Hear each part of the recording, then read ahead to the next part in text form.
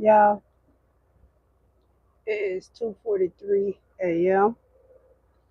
And what I'm gonna do now, because y'all just see me pull up to the yard, I am gonna clean up this truck, like straighten it up, and then I'm gonna go in the back and I'm gonna lay on down, get myself together for in the morning. But yeah, I definitely gonna clean up my mess in the front. Girl had us some sunflower seeds or whatnot, and I like to go ahead and get this front clean for my husband so he can have a fresh start early morning. Uh-huh.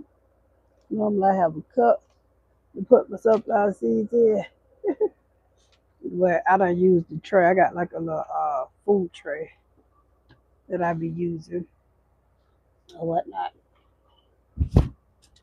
Yes, it's about 2:43 in the morning. Your girl just made it to the yard because I'm gonna get up in the morning and I'm gonna drop this trailer because this load didn't have to be ready until tomorrow sometime. So unfortunately, we're gonna have us another load in the morning, and we're gonna keep running. So I think this load wasn't gonna be ready till the afternoon to drop it off. The company will find somebody else to pick it up from the yard, and they can take that. So that'll be a waste. It won't waste our time. We can keep on checking down this road.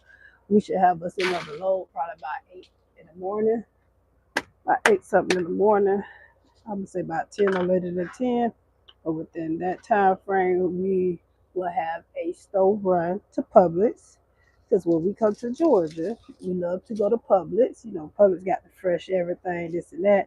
You know what? I might end up getting me some. I'm gonna see if Publix got a sale on their dungeon crabs. I'll think about doing that.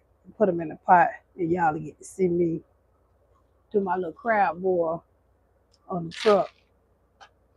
Yes, yes, yes. Or I know y'all were thinking, well, Publix do steam and they got good seasonings. I might even do that too. Just get like a pounder, not about a pound of crab, and let Publix steam them and tell them I want all the seasonings with butter. You think I can get it with butter? Tell them with garlic butter, huh? I don't know. I might do that, but we do got a taste for crabs. Unless my husband say, "Nah, babe, we gonna go to West. We're gonna go." But I feel like the cheaper the better. If we can get them for a good little low price from Publix, we gonna do Publix, y'all. What y'all think? Should we do Publix? Hey, hey. So yeah, y'all like, hey, well, how was it? Y'all know I've been driving since 2019. I done been through all the snow, sleet, hail, whatever. But if I don't have to go to no, if I don't want to go to no snow, I'm not going to no snow. But luckily, we went through the snow. Sometimes they don't be all that bad like that when you going through the snow. I know y'all like, but no, man, that looked bad. It was, especially that whiteout. When you have a whiteout, it is bad. I'm not gonna count. I'm not gonna hold you. And those type of snowstorms, like I said, I didn't even know we was going through a snowstorm. But they did start giving me a snow warning after the fact. We done made it already. We already was headed that way. Well, I gotta get me some more ice. My big birthday is kind of empty, y'all. Big birthday kind of empty. I usually be on point with big birthday. I gotta put me some more ice in here. I used to be on point with big birthday. Birthday stay full though ice.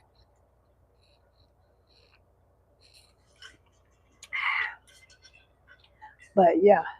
So with that being said, y'all, it took them 2 hours to get us out there. Well, it only took them. I'm gonna tell y'all, it only took the people 5 minutes, about 15 minutes to wind that thing up and get us untrapped. 15 minutes. They charged $930 something to get us unstuck. Once we got unstuck, we had to put on the snow chains. And then once we put on the snow chain, we still had to drive 40 miles out because it wasn't nowhere for us to park. That was we had to make sure we found a safe area to park at, so we won't get stuck. Okay.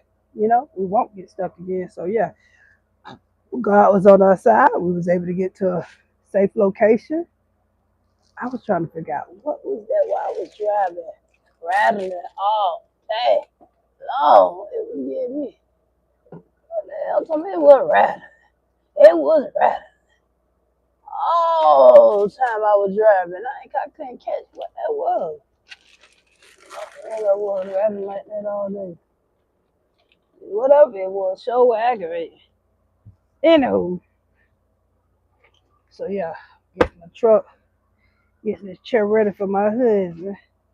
So all he got to do is just have a clean little air to get up in the morning.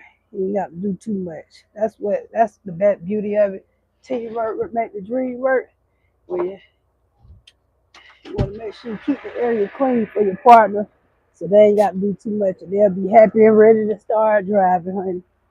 You know. So that's what I'm doing right here.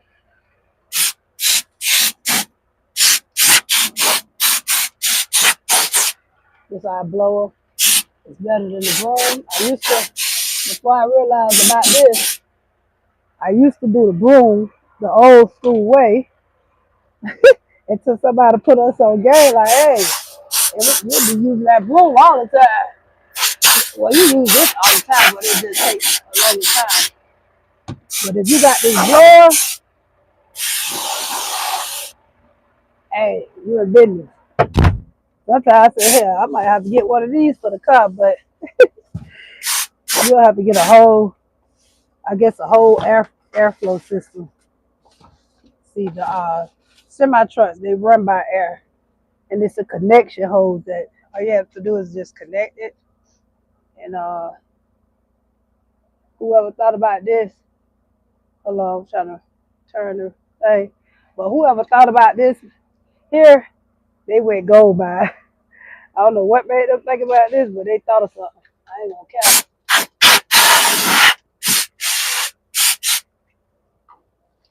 So yeah.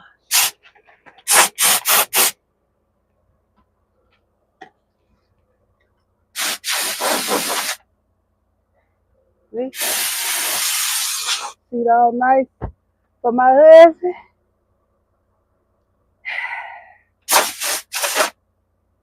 All refreshing for him. Just do this side. And yeah, good to go. I have a couple questions that needs to be answered. Someone asked a couple questions and say, hey, uh, did the police ever come when we got stuck? And the answer is definitely not.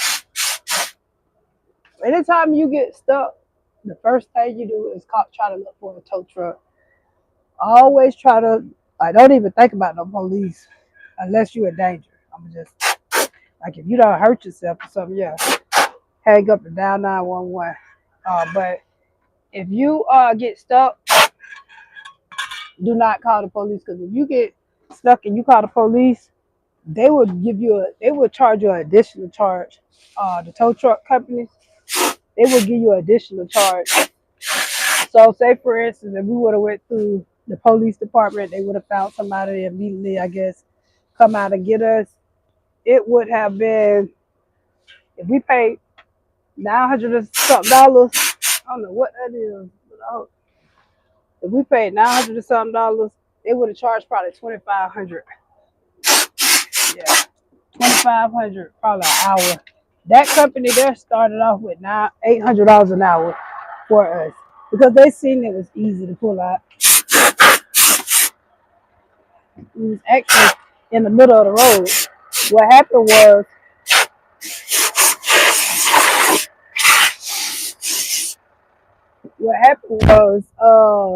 the plows didn't come quick enough in time. Like for rotation, the plows never came.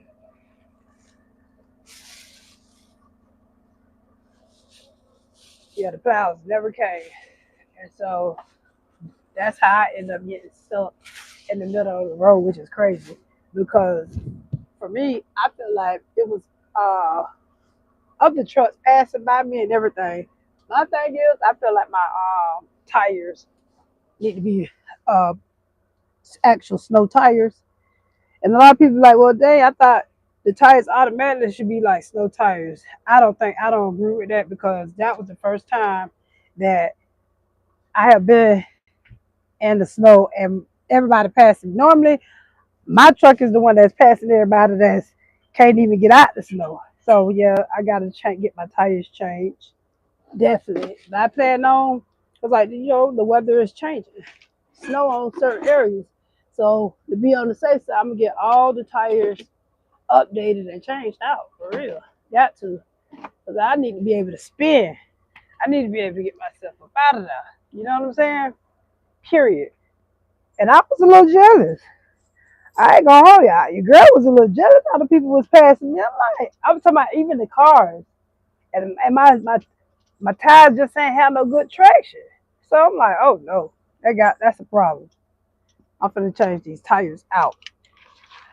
Uh, but a couple of you guys did give me some pointers. Now I'm a female. My husband, of course, he does the majority of that type of physical road, which putting on the chains. If you tell me to back roll up on them, roll back on them, I do that. I roll back on them, but for the most part, it was so cold we wasn't thinking, but it was a great pointer. They said, hey, release your pull the truck from up under the trailer, uncouple the truck from under the trailer, which is we would have had to wind the thing down, wind the thing down so we could be able to drop the trailer. Once we drop the trailer, we would put on the snow chains and then couple back up under the truck, which made sense. But honey, when it's 10 degrees weather, who want to go through that? But if we don't want to wait for 2 hours next time, we're gonna do exactly that. We're gonna do exactly that. So that was a great jewel that shout out to my community though. Shout out to my community trucking. Yeah, that was good. Like next time we'll be thinking like that because hopefully it won't be the next time that I'm gonna even get stuck because the tires will be on point, the chains will be on point, everything will the chains is on point. But listen, y'all, we don't know what happened to the chains after we made it to the nearest truck stop. I don't know what happened. The chains was off. Woo! That was funny. And normally my husband be playing around with me. He talking about, babe, and I know nobody ain't steal our chains. I'm like, how they gonna steal the chains off the tires? And this big old truck.